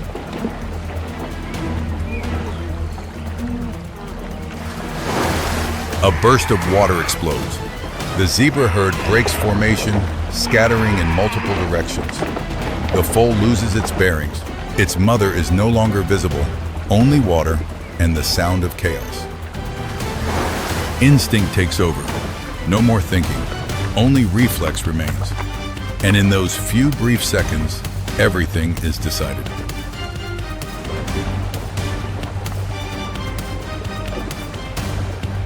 The crocodile disappears back into the current after its strike. Not visible does not mean safe. In the Mara River, the most dangerous things are usually the ones that cannot be seen. Finally, the foal reaches a narrow strip of land in the middle of the river. It climbs up, gasping, all 4 legs trembling, but it is still standing. The mother has already reached the far bank. She calls out, the distinctive recognition call of the zebra. Amid the chaos, that is the only signal the foal needs. The second time it steps into the water, the foal no longer hesitates. Its mother's call has overridden the fear, an evolutionary mechanism that prioritizes connection over panic. The second half of the river holds no crocodiles. They have concentrated around the main herd. The foal does not know this. It swims in fear, and that very fear drives it to move faster. The far bank comes into view. It climbs up using every last bit of energy. No technique, no control, only the survival instinct.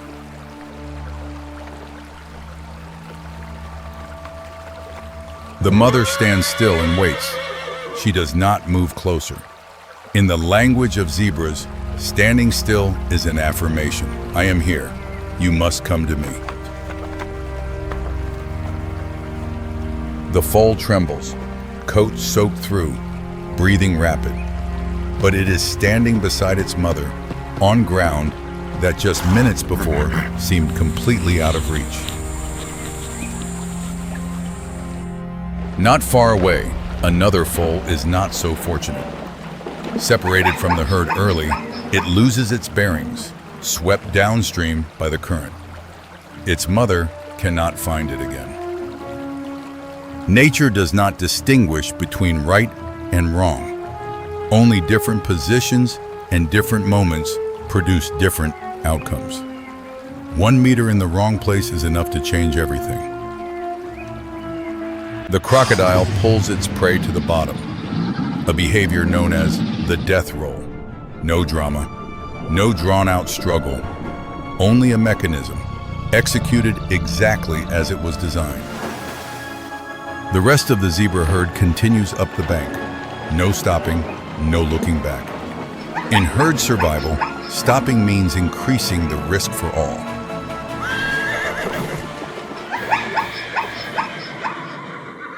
The foal stands on this bank and looks back at the river. Its brain cannot process memories the way a human's does. But its body will remember, in the way that biology remembers. Instinct is not rewritten by thought, but by experience. Today's fear becomes tomorrow's reflex. That is how nature evolves every living creature. The foal will cross the Mara River many more times in its life. Each time, it steps in faster, more precisely. Survival is a skill learned through fear. In nature, there is no such thing as a safe childhood. To be born is to begin a series of trials. Instinct is not perfect. It must be sharpened through risk and fear.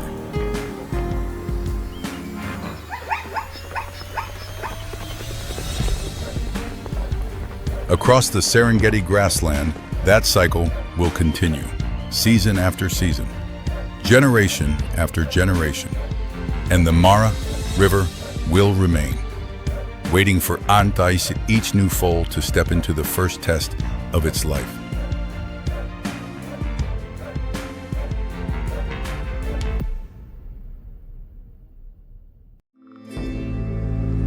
Through the still water blanketing the surface of the marsh, where the light of dawn barely touches a few inches of the waterline, a sound of heavy breathing rises from the reeds.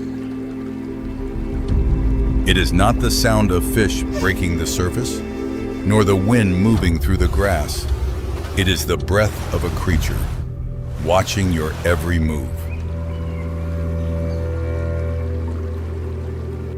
Okavango does not welcome you. It tests you, and whoever hesitates will not have time to understand where they went wrong.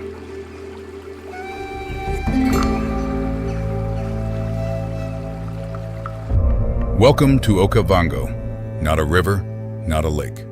This is a survival machine powered by floodwater, sunlight, and blood. A place where every flood season is a rebirth, and every nightfall is a survival contest that no one is allowed to lose.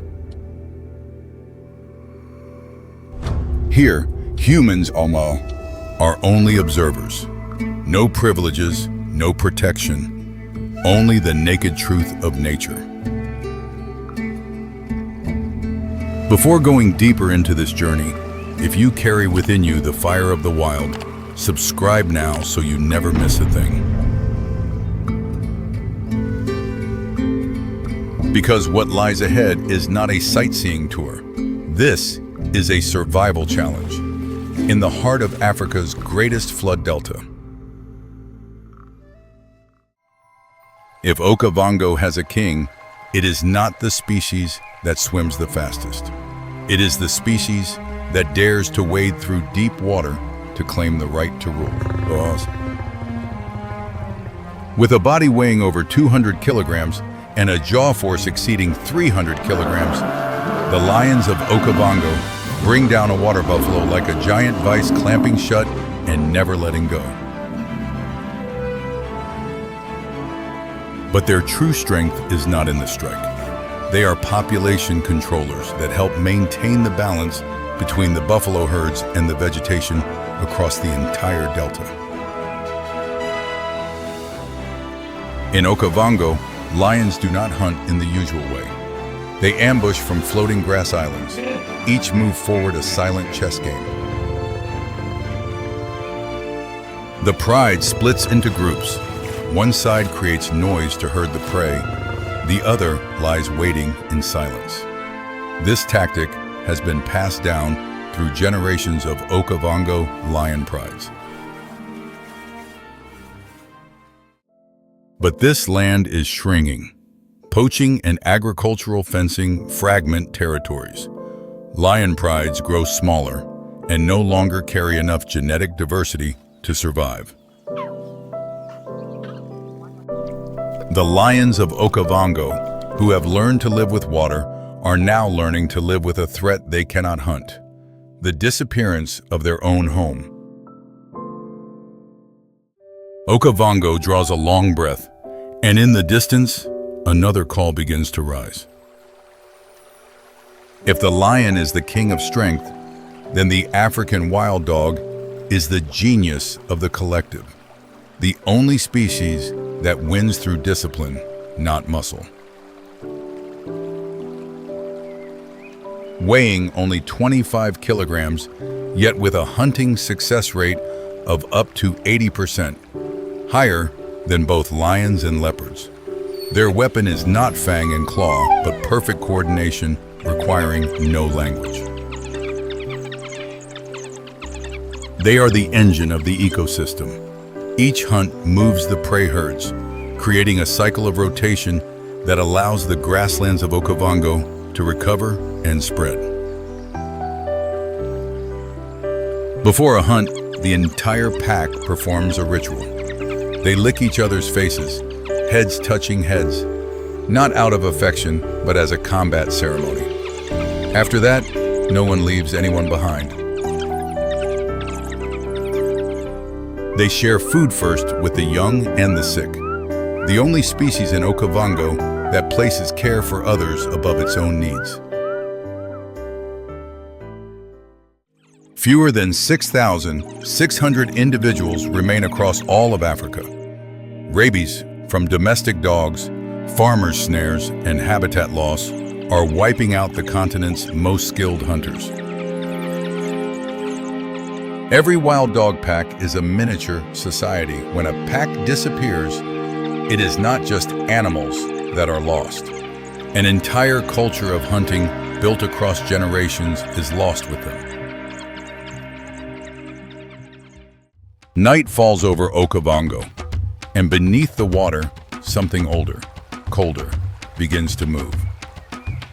If the lion is king on land, and the wild dog is the master tactician, then the crocodile is the primal darkness of Okavango, the species that witnessed the extinction of the dinosaurs and is still here. The crocodile's jaws generate a bite force exceeding 1,700 kilograms, more than any living creature on Earth. A single roll of the body underwater tears apart anything in just 3 seconds. But the crocodile is not only a destroyer, they are natural canal diggers. Their sleeping hollows create water pools that help hundreds of species survive through the dry season. Crocodiles do not give chase. They wait, sometimes for hours, even days, until the prey steps close enough that no escape remains. When they strike, there is no warning, no running start. Only the water breaking open for one beat, and everything is already over. Despite existing for over 200 million years, the crocodiles of Okavango are losing their habitat. Water pollution and agricultural land conversion are shrinking the living space of the oldest surviving reptile on Earth. A species that has survived 5 mass extinctions now faces a threat that no evolution can defend against: human indifference. The water surface goes flat again, but just nearby, a heavier breath, a larger body, begins to rise. But the story does not stop with predators. As we leave the shallows, another world begins to reveal itself. The world of the giants that lie beneath the surface. This is the deep water of Okavango, where light does not reach the bottom, and anyone who enters cannot determine where they stand in the food chain. The floodwater does not only bring fish and plants, it brings the hippopotamus, a species weighing 4 tons, the most aggressive and most important creature in the entire delta ecosystem.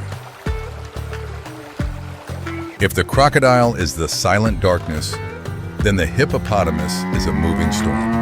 And the next part of this journey will take us straight into the eye of that storm.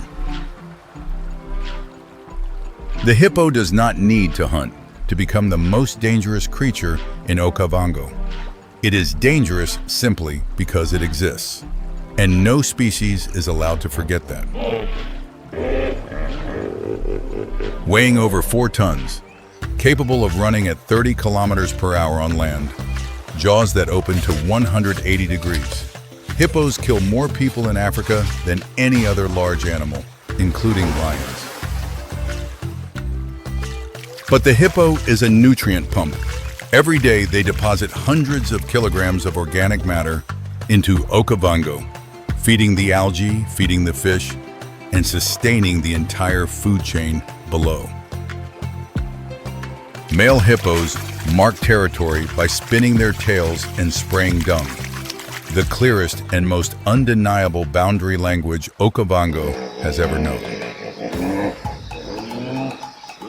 When territory is violated, there is no negotiation. 2 males crash into each other, jaw against jaw, the sound of impact splitting the air until one submits or flees.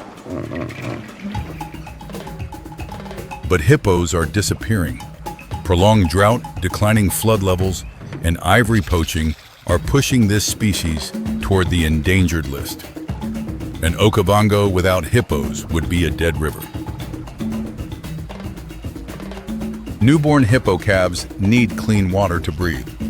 When the water is polluted, when flood levels no longer rise high enough, the survival rate of the next generation drops to catastrophic levels. The water rises, the water recedes, and in that cycle, nothing is permanent. Every strength has its limit. Every territory has its end. Here, speed no longer matters. Strength no longer matters. The survivor is the one who can read Okavango, knowing when to be still, when to strike, when to step back. Tonight, the lions have cornered a buffalo herd at the water's edge. The crocodiles are waiting below. The wild dogs stand at the rim of the darkness, and the hippos do not care about any of them. A sound. The buffalo herd breaks in every direction. Water explodes upward. And in that chaos, Okavango takes its share, as it has done for millions of years. The loser of tonight will vanish without a trace. Only the ripple of water spreading outward, and the silence of Okavango answers everything. Everything you have just witnessed is not a collection of separate stories. Okavango is a living organism, and every species is an irreplaceable cell within it. Lions control the buffalo herds. Wild dogs distribute prey across the territory. Crocodiles dig canals. Hippos nourish the water. Switch off one, and the entire system will tilt. Okavango does not exist because of floodwater. It exists because of balance. A balance rewritten over millions of years, now being erased in just a few centuries. And when one link disappears, it is not just one species that is lost. It is an entire ecological symphony that has never been written before and will never be written again. But the most dangerous creature in Okavango is not the lion, not the crocodile, not the hippo. It is us, the only species that destroys without needing to be hungry. Hydroelectric systems upstream are regulating the flow. Less floodwater means less grassland, fewer fish, less life, diminishing at every level, multiplying downward. Poaching does not only kill animals, it shatters social structures. Lion prides lose their leaders, wild dog packs lose their memory, hippos lose their guide generation. And the price to be paid is not only nature's to bear. When Okavango dies, the millions of people who depend on its water and tourism will lose everything. When the lion's roar fades into the night, when the wild dog pack disappears behind the curtain of grass, when the water surface returns to calm as though nothing ever happened. The question that remains is not, what have we discovered? It is, do we have enough time to change? Before the answer becomes a permanent silence. What will we have left when Okavango no longer floods? When the greatest survival machine in Africa finally runs out of fuel? Okavango is still here, still flowing, still alive. But for how long depends on the answer we choose to give today. If this journey has made you shudder, left you unsettled, or simply made it impossible to look at Okavango the same way again, leave a comment below.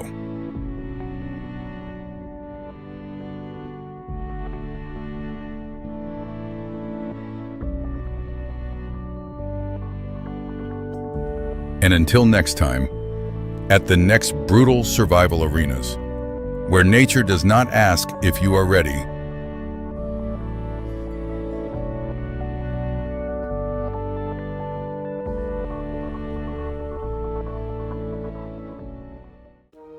through the ink-black water blanketing the tropical wetland, where the light of dawn barely reaches the grassy bank, an unusually loud splash rings out from the middle of the marsh.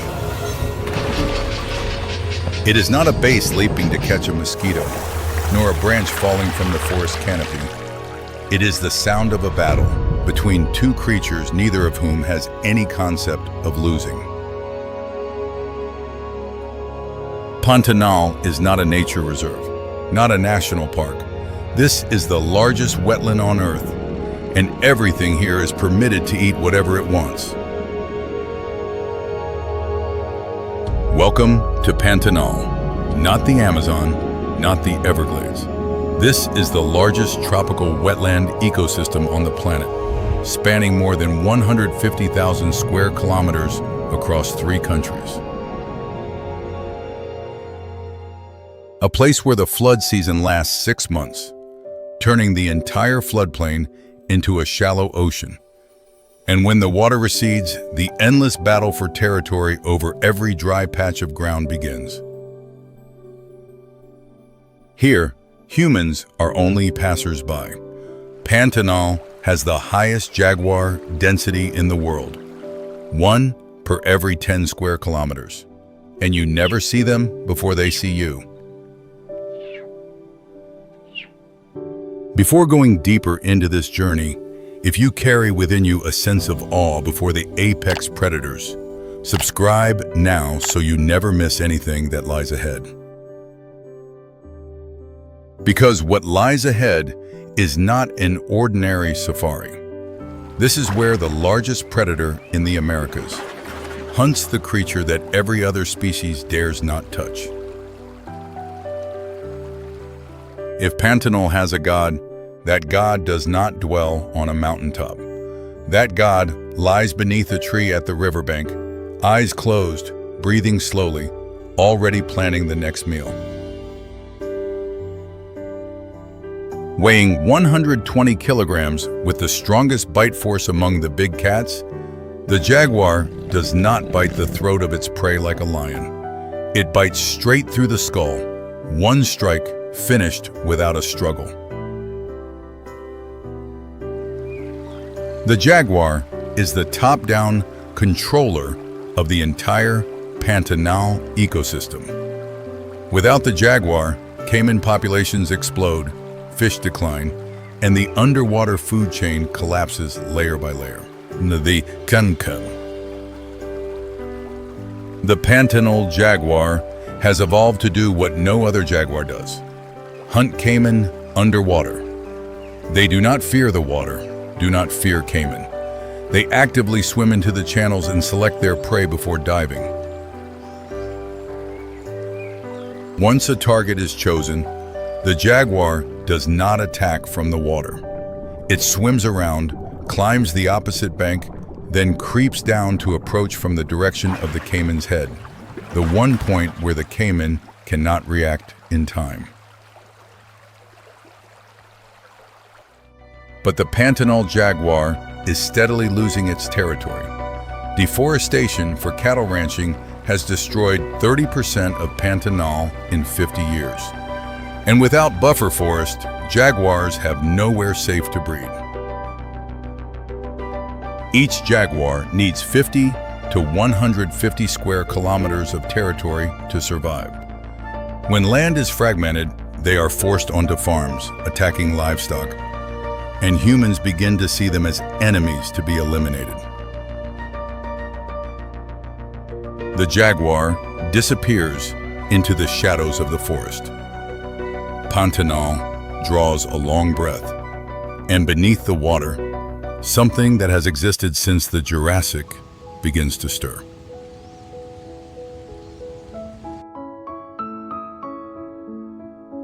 Caiman do not need to intimidate. They only need to exist, and the existence of 10 million caiman across Pantanal is already a declaration powerful enough for any creature that dares set foot in the water. The Yakari caiman, the signature species of Pantanal, can reach 3 meters in length, weigh 60 kilograms, with a bite force strong enough to crush the bones of a piranha. But their true strength lies in numbers, not size. Caiman are the recycling machines of Pantanal. They consume dead fish and animal carcasses and control piranha population density, helping sustain the diversity of 400 fish species within this ecosystem. Caiman do not waste energy. During the day, they bask in the sun, absorbing heat, not to rest, but to charge their energy reserves for nighttime hunts in total darkness. When night falls, caiman switch to an entirely different mode. Eyes glowing red in the darkness, they glide across the water without making a sound, waiting for anything that steps into their zone. Despite their large numbers, Pantanal caiman were once nearly driven to extinction in the 1980s due to the hide trade. They recovered thanks to legal protection, but now prolonged drought is draining their habitat. And the caiman themselves, a species that survived the Jurassic, now face an enemy that no evolution has prepared them for: rising temperatures that alter the sex ratio of their eggs, pushing entire populations toward gender imbalance. The caiman slides into the water, the river surface goes flat again, and from upstream, a wave begins to spread. Not a wave of water, but a wave of sound from a species that never hunts alone. If the jaguar is the solitary god, and the caiman is the silent army, then the giant otter is the noisiest warrior tribe in Pantanal, the only species that does not need to be silent to be dangerous. Measuring 1.8 meters in length and weighing 32 kilograms, the Pantanal giant otter is the largest otter species in the world. And they do not hesitate to confront caiman to defend their territory or protect the young of their group. The giant otter is the health indicator of Pantanal. They only exist where the water is clean and fish are plentiful. When otters disappear from a stretch of river, it is a sign that the ecosystem there is collapsing. Giant otters hunt through a collective encirclement strategy. An entire group of 8 to 16 individuals forms a circle underwater, driving fish into the center and taking turns diving in. No individual eats alone while the group is still hungry. And when a caiman enters the group's territory, the otters do not flee. They surround the caiman, calling loudly, darting in to bite and pulling back until the caiman retreats in confusion and pain. Only around 5,000 giant otters remain across all of South America. Mercury pollution from illegal gold mining is accumulating in fish, their only food source.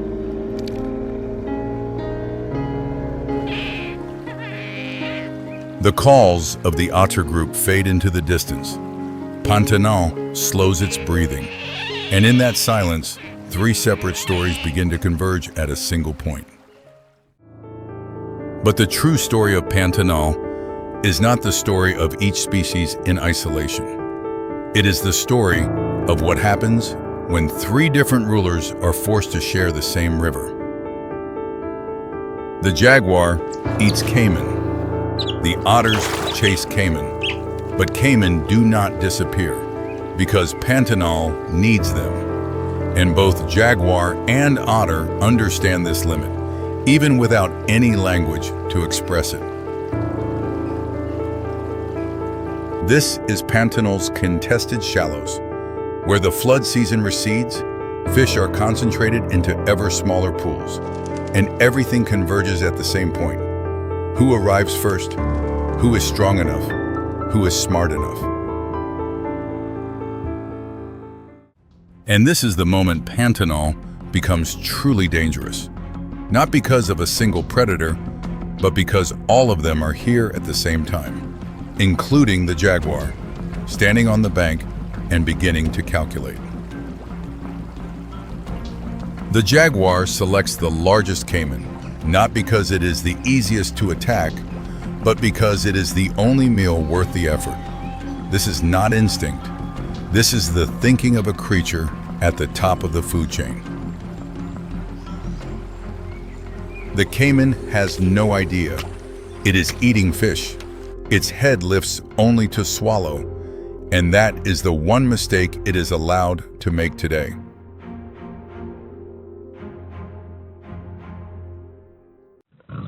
The jaguar lunges. Not from the bank, from within the water. It had silently slipped into the river 30 seconds earlier without creating a single ripple.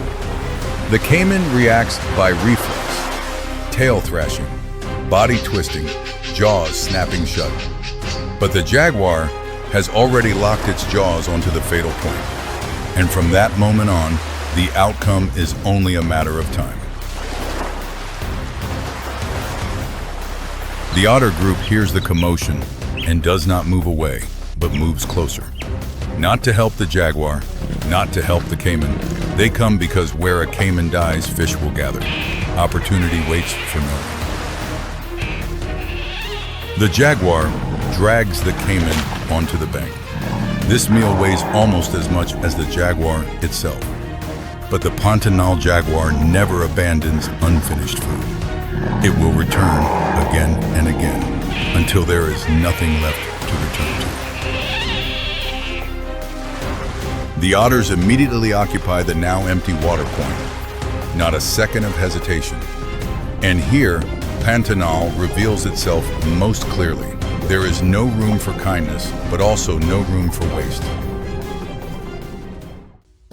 And the loser will become part of Pantanal in an entirely different way. Not as a predator, but as the nutrients feeding the food chain below. Everything you have just witnessed is not cruelty. It is the language of an ecosystem refined over 65 million years. Every death is a meal. Every meal is a new cycle of life. The jaguar controls the caiman. The caiman controls the fish. The otters keep both sides in check. And all of them together control something more important than any single species: the quality of the river flowing through this land. Pantanal holds 25% of South America's surface freshwater. It sustains more than 1,000 species of birds, 400 species of fish, 300 species of reptiles, and millions of people who depend on its water. And when one link disappears, when the jaguar is gone, when the otters are gone, it is not just Pantanal that loses a species. It is 25% of a continent's surface freshwater that loses its guardian. But the most dangerous creature in Pantanal cannot swim, cannot run fast enough, has no fangs or claws. The most dangerous one arrives on bulldozers, and no species can evolve fast enough to adapt.